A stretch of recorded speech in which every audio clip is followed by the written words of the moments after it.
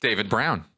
I was thinking recently, and I was wondering where you think Tom Cruise's seeming devotion to Scientology comes from. Personally, I wonder if it has more to do with his friendship with David Miscavige than any actual belief in Scientology. So let's say Miscavige passes away in 25 years or so. Is the now older Tom Cruise likely to still be a public Scientologist, or would he just quietly slip away? And would the death of Miscavige cause Cruise to rethink whether he wants to be involved in Scientology at all? Well, thank you very much, David. That's a good question. I don't happen to know the answer, but I will conjecture because you're asking me, and it's a good question.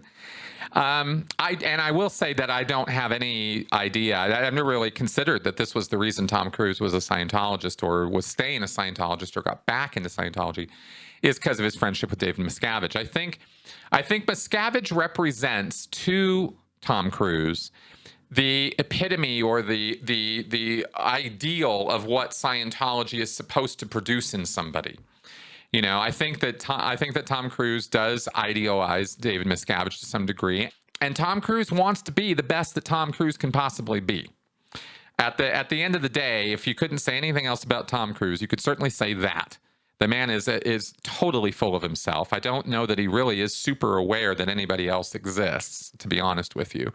But if he does, and if he isn't quite down the narcissistic hole that I think he is, and I do use that term clinically when I talk about Tom Cruise, I do believe he is a classic clinically, narcissist. I do think that's what he is. Anyway, so I don't know that he is, involved in Scientology because of anybody else. I think he's involved in Scientology because he truly believes that it has the route or the methods and techniques that he needs to succeed in his life and to attain, personal spiritual freedom and immortality. I think he's a true believer with a capital T, capital B. That's what I think motivates Tom Cruise.